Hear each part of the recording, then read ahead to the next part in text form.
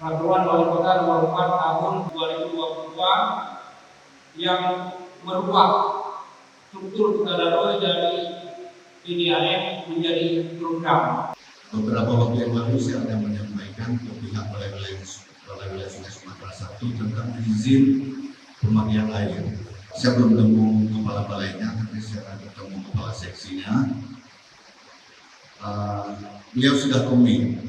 Saya sampaikan bahwa kita tidak mungkin punya desain tahun 75. Jadi kalau untuk rekontek salah satu syarat awal untuk mengajukan izin pemakaian air tidak mungkin dipenuhi oleh perundang tadarurat.